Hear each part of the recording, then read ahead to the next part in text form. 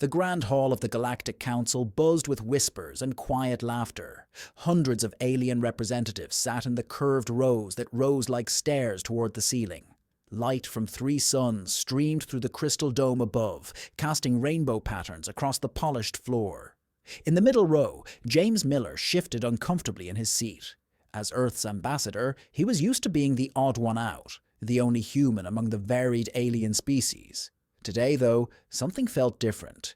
Too many eyes were turning his way, too many hidden smiles behind fancy hands and tentacles. Order! Order in the council! The head speaker's voice moved through the chamber. His tall, blue-skinned form towered over the central platform. We are gathered here to address the final will and testament of King Aldor, late ruler of the Stellar Empire. James sat up straighter. The death of King Aldor had been sudden, shocking the galaxy. The king had ruled for over 200 years, building the largest empire in known space. Everyone expected Prince Ray, the king's eldest son, to inherit everything. As tradition demands, the head speaker continued, the royal inheritance must be announced before the full council. He lifted a glowing crystal tablet. The crown and empire shall pass to Prince Ray, as expected. Quiet nods filled the chamber. James noticed several aristocrats from the Stellar Empire looking pleased with themselves. However, the head speaker paused, and James saw the alien's mouth twitch. There is an unusual addition to the will. The whispers grew louder. James caught fragments of conversations in different languages, all of them sounding amused or shocked. Regarding the guardianship of Princess Rose, the king's youngest child, the head speaker cleared his throat. King Aldor has appointed Earth's ambassador, James Miller, as her legal guardian. The chamber erupted in laughter. James froze in his seat, sure he had heard wrong. But the head speaker held up a hand for silence and continued.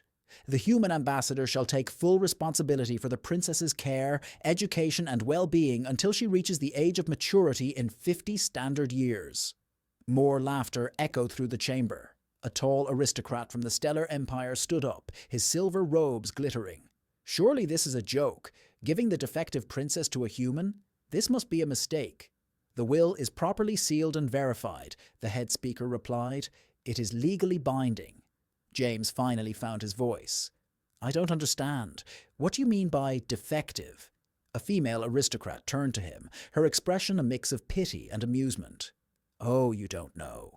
Princess Rose was born with a genetic flaw. She's emotionally unstable, feels things too deeply, can't control herself properly, completely unsuitable for royal duties. The king must have thought it fitting to give such a broken child to, she waved her hand at James, well, to your kind. James felt heat rise in his face, but years of diplomatic training kept his expression neutral. I see, and where is the princess now? She will be delivered to Earth's diplomatic compound within 3 standard days, the head speaker answered. Do you accept this guardianship, Ambassador Miller? James looked around the chamber. Hundreds of faces stared back at him, most of them expecting him to refuse. He saw mockery in their eyes, the same look he'd seen so many times when humans first joined the Galactic Council, the look that said humans were too young, too emotional, too primitive to understand galactic politics. He stood up, straightening his simple black suit. I accept. The laughter started again, but James kept his head high. I accept full guardianship of Princess Rose, with all rights and responsibilities that come with it. The human accepts, someone called out. How fitting, the unwanted taking in the unwanted. But James didn't sit down. He looked directly at the head speaker. I only have one question. Did anyone ask Princess Rose what she wants? The chamber fell silent for the first time since the announcement. The head speaker blinked all 4 of his eyes. The princess's wishes are irrelevant. The king's will is law. James nodded slowly. Then I look forward to meeting my ward. He sat down, ignoring the renewed whispers and chuckles around him. Let them laugh, he thought. They always laughed at humans. But somehow, he had a feeling they wouldn't be laughing for long. 3 days after the council meeting, James stood in Earth's diplomatic compound, watching a royal shuttle descend from the morning sky. The sleek silver ship landed softly on the pad, its engines humming quietly before shutting down. He tugged at his collar, wondering what to expect. The compound staff stood behind him, equally nervous about welcoming their unusual guest. They had prepared the best guest suite, though none of them knew exactly what a princess from the stellar empire would need. The ship's door opened with a soft hiss. 2 tall royal guards stepped out first, their armor gleaming. Then a small figure appeared in the doorway. Princess Rose was nothing like James had imagined. She was shorter than the average Imperial, barely taller than a human teenager. Her skin was pale blue like all Imperials, but her eyes, all 4 of them, were a striking silver instead of the usual gold. She wore a simple white dress, carrying only a small bag. "Welcome to Earth, Your Highness," James said, bowing slightly. "I'm Ambassador James Miller." Rose stepped down from the ship carefully. When she looked up at him, James felt something strange, a gentle touch in his mind, like a soft breeze carrying feelings of uncertainty and hope. "Thank you for accepting me, Ambassador," she said quietly. Her voice was musical, with an odd echo that seemed to carry her emotions. "I know you had no choice in the matter." "Everyone has a choice, Your Highness," James replied. "I chose to accept, and I'm glad I did." One of the guards stepped forward, holding out a data crystal. "The princess's medical records and care instructions," he said stiffly. "She requires daily medication to suppress her condition." James took the crystal, but noticed Rose flinch at the word condition. The guard continued.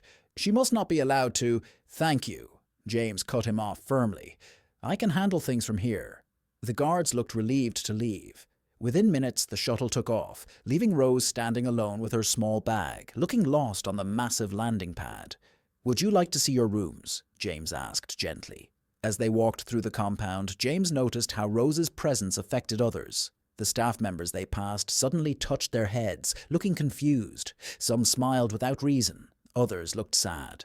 In her sweet voice, Rose finally spoke again. "You feel it too, don't you? What I do to people?" James nodded. "You're empathic. You can sense emotions and maybe share them." "It's more than that," Rose said, sitting down heavily on a couch. "I come to sense them. I connect with them. Father said it made me dangerous, that a ruler must be cold and logical." Her silver eyes filled with tears. "The medication helps block it, but it hurts you," James finished, understanding now. "It blocks part of who you are."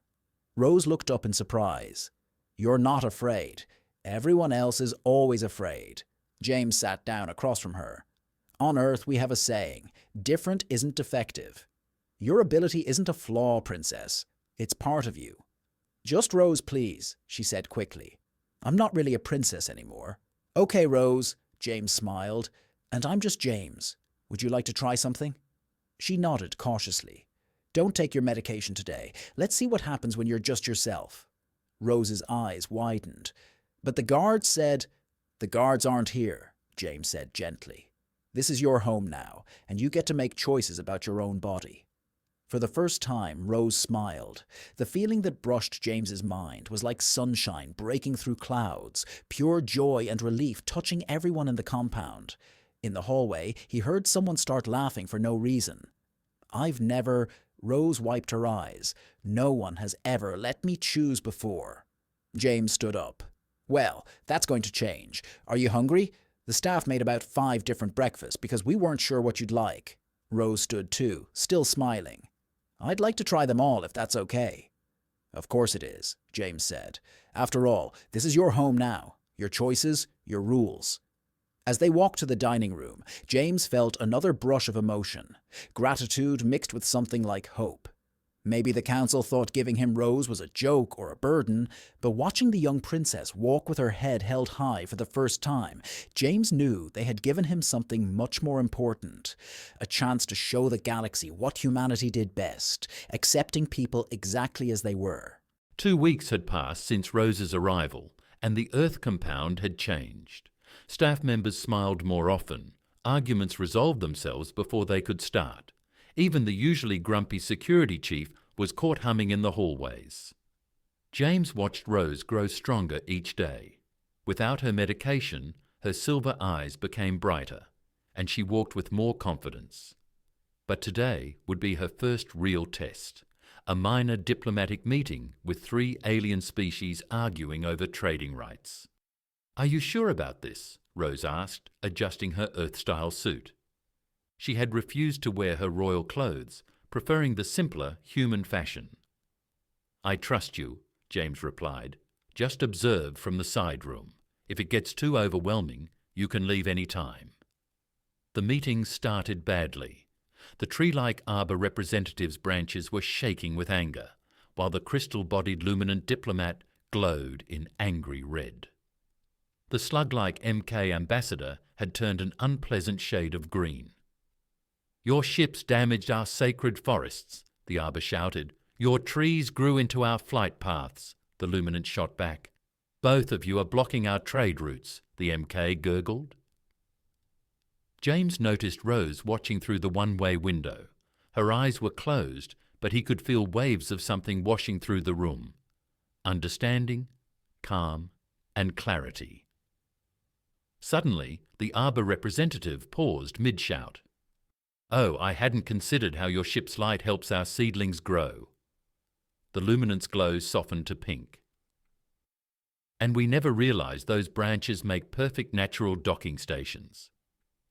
The shade from both your species would protect our transports from solar radiation," the MK added thoughtfully.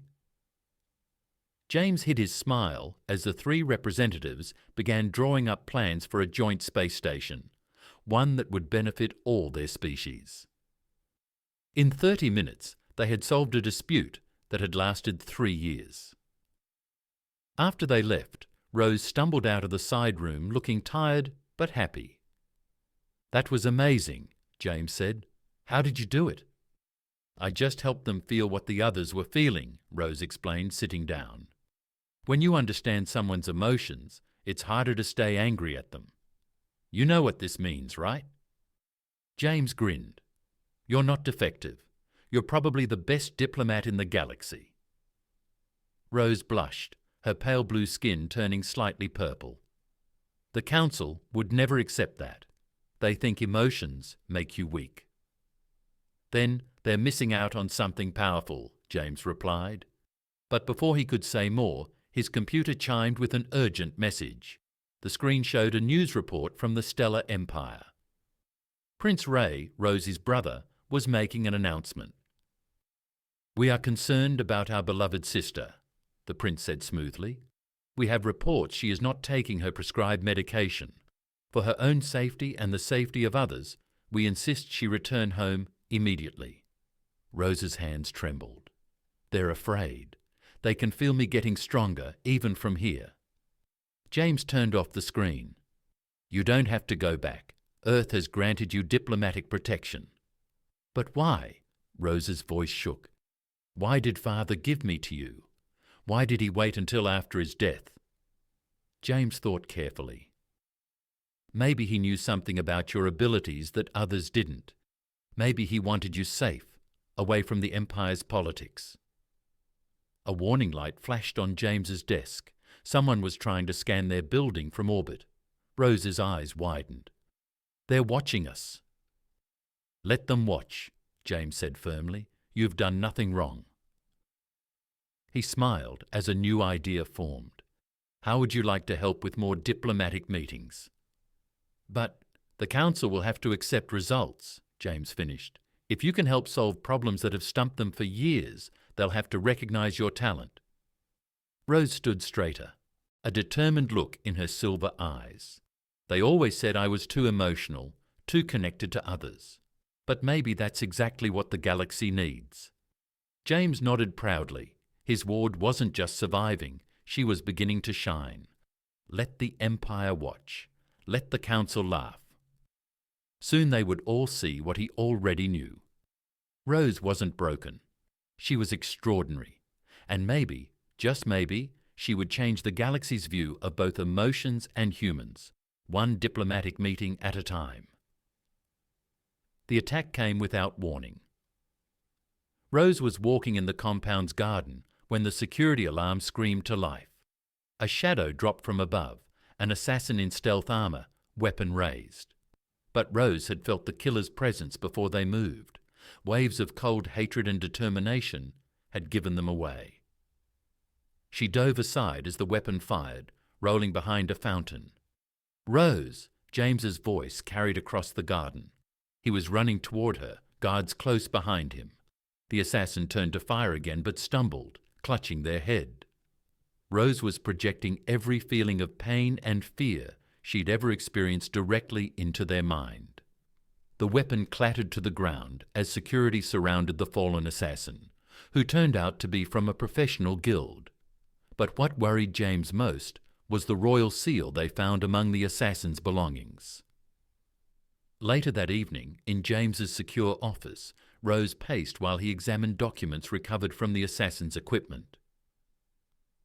"Look at this," James said, pointing to his screen, "records of genetic engineering experiments going back 3 generations in your family." Rose leaned closer. "These are medical files about me. Not just you," James scrolled through the data. "Your father, your grandmother, all of them had their genes modified. They were trying to create something." "A perfect ruler," Rose whispered. "Father used to talk about it, someone who could understand and control their subjects completely." She hugged herself. "But I came out wrong." "No," James said firmly, "you came out human." A soft chime interrupted them. Priority message from the Galactic Council. The head speaker's blue face filled the screen. "Ambassador Miller," he said gravely, "we have received a formal request from the Stellar Empire for Princess Rose's immediate return. They cite medical concerns." "You mean they're worried I'm not being drugged anymore?" Rose interrupted, stepping into view. The head speaker blinked all 4 eyes. "Your Highness, you look different." "I look alive," Rose corrected. "For the first time in my life, I can actually feel without shame, and I can feel something else too." Her silver eyes narrowed. "Fear. From my brother. From the Council. Why are you all so afraid of someone who just wants to help?" The head speaker shifted uncomfortably. "There are rumors. Diplomatic meetings where impossible agreements were reached. Trade deals that shouldn't have worked. Some say you're manipulating people's minds." "I help them understand each other," Rose said. "Isn't that what diplomacy is supposed to do?" Before the head speaker could respond, another alarm blared. James checked his security feed and saw a royal shuttle landing. Out stepped Lord Grey, Rose's former tutor. "He's here to rescue me," Rose said, feeling the familiar presence. "But he's worried, scared. There's something he doesn't want us to know." James stood. "Then let's find out what it is." He turned to the head speaker's image. "Council records show Lord Grey was in charge of the Royal Genetic Program. Maybe you should send observers. This could be educational." The head speaker nodded slowly and ended the transmission.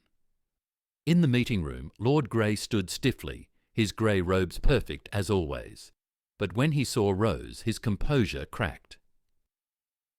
"My dear Princess," he said smoothly, "we've been so worried." "Your medication was designed to suppress her abilities," James interrupted. "Abilities your program created deliberately." Lord Grey's face hardened. "You don't understand. We needed a way to ensure loyalty, to prevent rebellion. The perfect ruler would understand their subjects so completely that they could prevent any conflict before it began. By controlling them," Rose asked quietly. "By guiding them," Lord Grey insisted. "But your abilities were too strong, too pure. You couldn't be controlled." "Because she has something you didn't plan for," James said. "Empathy without the desire to control. Understanding without manipulation." Rose stepped forward and Lord Grey stepped back. "You're right to be afraid," she said softly, "but not of what I can do to you. You're afraid because I can show everyone what you did. To me, to my father, to our whole family." Through the windows, more council ships were landing. Lord Grey saw them too, and Rose felt his fear spike. The truth was coming out. But Rose wasn't afraid anymore. She had something the Empire had never given her. A real family, even if it was just one human who saw her true worth. And together, they were about to change everything. The Galactic Council chamber was packed. not just with the usual delegates, but with journalists and observers from 100 worlds. Everyone wanted to see the confrontation between Lord Grey and his former student. Rose sat beside James, wearing an Earth diplomatic uniform. She had insisted on it, saying, "If I'm going to defend myself, I want to do it as who I am now, not who I was." Lord Grey stood at the centre platform finishing his speech. "And so, you see, the Princess is a danger to galactic stability. Her powers, unchecked by proper medication, could influence entire worlds." The chamber buzzed with worried whispers, but James noticed something interesting. The delegates closest to Rose weren't afraid. They could feel what James had learned over the past months. Rose's presence brought clarity, not control. "Ambassador Miller," the head speaker called, "you have been the Princess's guardian. What do you say to these accusations?" James stood. "I say we've been looking at this all wrong. Rose isn't a threat. She's a gift, and I can prove it." He pressed a button, and holographic screens appeared around the chamber. These are records of every diplomatic meeting Rose has attended. The screen showed meetings, trade negotiations, and peace talks. In each one, angry aliens became calm, enemies found common ground, and impossible problems found solutions. "Notice something?" James asked. "Every agreement made under Rose's influence has lasted. No one broke their word. No one claimed they were manipulated, because they weren't. Rose doesn't control minds. She helps people understand each other." "That's even more dangerous," Lord Grey protested. "The royal family's power comes from managing conflicts, from being needed to keep the peace. If everyone suddenly starts understanding each other—" He stopped, realizing what he'd admitted. The chamber erupted in shocked conversations. Rose stood. When she spoke, her voice carried to every corner of the chamber without a microphone. "My father knew. That's why he sent me to Earth. He knew humans would see my abilities as a gift, not a weapon." She turned to face the council. "I've learned something from humans. They feel everything so strongly. Love, hate, fear, joy. But they don't run from their emotions. They learn from them. They grow through them." James watched proudly as Rose walked to the centre platform. The delegates she passed straightened in their seats, not from control, but from the simple clarity of her presence. "I propose something new," Rose continued. "Not suppression, not control, but understanding. Let me help build bridges between species. Let me teach others how to feel what their neighbours feel, to truly understand different perspectives." "Impossible," Lord Grey shouted. "The Empire will never. The Empire doesn't have a choice." A new voice rang out. Prince Ray appeared on the main screen, looking tired but determined. "Our father left one more message. If Rose proved herself capable of using her abilities for peace, she is to be named Imperial Ambassador to the Galactic Council." Lord Grey's face turned pale. "My prince." "The genetic program will be discontinued," Ray finished. "We've lived in fear of emotions long enough. Perhaps it's time we learn from Earth's example." The chamber was silent for a moment. Then one delegate started clapping. Others joined in. Soon the entire council was applauding. James caught Rose's eye and smiled. She sent him a feeling of pure joy, and for the first time she didn't try to hold it back. The entire chamber felt it, a wave of happiness and hope that brought tears to many eyes. The head speaker raised his hands for silence. "It seems we have much to learn from both the Princess and from Earth. Ambassador Miller, your species has shown us once again that what we consider weakness can become the greatest strength." As the council moved to formally recognize Rose's new position, James remembered the laughter when he first accepted guardianship of the defective princess. Now, watching Rose stand tall before the galaxy's leaders, he knew the last laugh had been worth waiting for. Sometimes he thought the best way to change the galaxy was simply to show it a better way, the human way of accepting people for who they truly were. News of Rose's appointment as Imperial Ambassador spread through the galaxy like wildfire. but not everyone was happy about the changes. One morning, alarms blared through Earth's diplomatic compound once again. Multiple ships dropped out of hyperspace, the security chief reported, Imperial signatures, but not from Prince Ray's fleet. James rushed to the command centre, finding Rose already there. Her silver eyes were focused on the tactical display. "It's Admiral Stone," she said, feeling the familiar presence. "Father's old military commander, and he's not alone." The display showed 15 warships, their weapons charged. A transmission came through showing a stern-faced Imperial officer. "This is Admiral Stone of the true Empire fleet," he announced. "The genetic program cannot be exposed. Our enemies would use this knowledge against us. Surrender the princess and all related documents, or we will take them by force." James stepped forward. "Admiral, you're threatening a protected Earth facility. This is an act of war." "A small price to pay for Imperial security," Stone replied coldly. "You have 10 minutes to comply." But Rose felt something the Admiral didn't expect: fear from his own crews. Many of them had families who had gone through the genetic program. They wanted the truth too. "Let me talk to them," Rose said to James. "Not just the Admiral. All of them." James nodded. "Do it." Rose closed her eyes and reached out, not with words, but with feelings. She shared her own experiences, the pain of suppression, the joy of freedom, the peace of acceptance. She showed them memories of diplomatic meetings where understanding replaced hatred, where cooperation grew from compassion. On the tactical display, something unexpected happened. 2 ships powered down their weapons, then 3 more. Crew members were refusing orders. Admiral Stone's face turned purple with rage. "What are you doing to my people?" "Nothing," Rose replied calmly. "I'm just helping them feel the truth.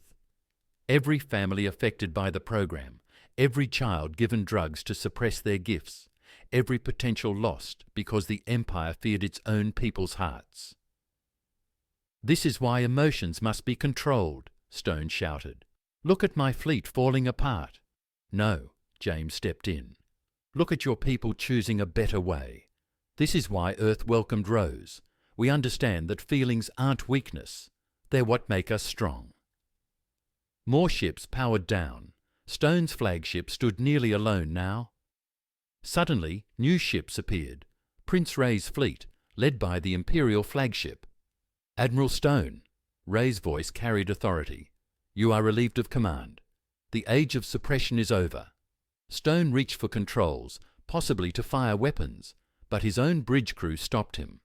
They had felt what Rose shared, the possibility of a better future. As Imperial security forces boarded Stone's ship, Rose turned to James. "I felt something else from the crews, many of their children. They're like me. Different levels of empathic ability, all suppressed," James smiled. "Then they'll need teachers who understand what they're going through." The next day, the Galactic Council held an emergency session. Rose stood before them, not as a princess or even just an ambassador, but as someone who had changed the galaxy's understanding of emotional power. "The Empire hereby announces the establishment of the Empathic Academy," Prince Ray declared. "Under the joint supervision of Earth and the Imperial Throne, Ambassador Rose will oversee the training of all empathically gifted individuals." "And these trained empaths," the head speaker asked, "what will be their role?" "They will serve where they choose," Rose answered. "As diplomats, counselors, teachers, or simply as themselves. No more suppression, no more control. We will show the galaxy what emotions and understanding can truly achieve." James watched from his seat, feeling pride wash through him. The scared young princess he had taken in was now standing tall, ready to help others like her. Even the council members who once laughed at humanity's emotional nature were nodding in approval. Stone's failed attack had proved what Earth had always known. True strength came not from controlling emotions, but from understanding them. And now, thanks to one human's acceptance and one princess's courage, the entire galaxy was about to learn that lesson. The storm had come, but it hadn't brought destruction. Instead, it had cleared the air for something new to grow. 5 years had passed. Since the day Rose first arrived at Earth, the Galactic Council chamber looked very different now. Where there had once been rigid separation between species, delegates now sat mixed together, talking freely. James sat in Earth's section, watching Rose conduct her final session as ambassador before taking her new role. She stood at the central platform, her silver eyes bright, no longer the scared princess who had arrived with just a small bag and hidden gifts. "The Empathic Academy's first-class graduates tomorrow," Rose announced. 300 students from 42 species. She paused, letting the delegates feel her pride. And yes, some of them are human. That caused a stir, humans with empathic abilities. But Rose just smiled. "We discovered that many humans have natural empathic talents. Small gifts, but real. They simply needed training to understand them. Just like my own people needed to learn that feeling deeply isn't a weakness." The head speaker, now one of Rose's strongest supporters, stood. "The Academy's success is undeniable. Planetary conflicts have decreased by 60%. Trade disputes are resolved in days instead of years, and the number of species requesting to join the Council has doubled." James remembered how they used to laugh at humans for being too emotional, too quick to connect with others. Now those same qualities were being studied and celebrated. A young Imperial student stepped forward, one of Rose's first pupils. She activated a holo display, showing the old recordings from the day Rose was given to James. The chamber watched their past selves, laughing at the unwanted princess being handed to the primitive humans. But no one was laughing now. Rose walked down from the platform to stand beside James. 5 years ago, I thought being given to Earth was a punishment. I was wrong." She turned to face the Council. "It was the first time anyone saw my difference as a gift, not a flaw. Humans taught me something the Empire had forgotten, that understanding others starts with accepting yourself." The chamber erupted in applause. Even species that had once opposed emotional diplomacy were now its strongest supporters. Prince Ray's image appeared on the main screen. "Sister, the Empire formally requests that you return, not as a ward, but as the new head of the Imperial Diplomatic Corps and Chancellor of the Academy." Rose felt James's sudden sadness and turned to him with a smile. "Only if my human father agrees to come with me as chief advisor." James blinked in surprise. "Your father?" "You've been my true father since the day you let me choose to be myself," Rose said softly. "I feel it. You feel it. And now everyone can feel it too." The head speaker laughed, not mockingly, but with genuine joy. "A human advising the Imperial Diplomatic Corps. 5 years ago, we would have called it a joke. Now we call it progress." Later, in Rose's old garden at the Earth compound, she and James watched the sunset. A group of Academy students practiced nearby, learning to project and share positive emotions. "Remember how they laughed?" Rose asked, watching the students. "When you accepted guardianship of the defective princess?" James nodded. "Best decision I ever made." "No," Rose corrected him. "Best decision *we* ever made. I chose to trust you." They both turned as a student successfully projected a wave of pure happiness, making flowers bloom early and bringing smiles to everyone's faces. "The galaxy is changing," James said, "because one princess learned to be herself, and one species wasn't afraid to feel." Rose took his hand. "They're not laughing anymore." "No," James agreed. "They're feeling instead. And that's so much better." As they walked back inside, past students of all species learning to understand each other in ways once thought impossible, James thought about how far they had come. The unwanted princess was now the most respected diplomat in the galaxy. The mocked humans were now teachers of emotional wisdom. And the last laugh? It wasn't really a laugh at all. It was something better, the feeling of joy shared between a human father and his alien daughter, spreading out to touch the hearts of an entire galaxy. Sometimes James thought the best revenge against mockery wasn't proving others wrong. It was showing them a better way to be right. Diplomatic compound.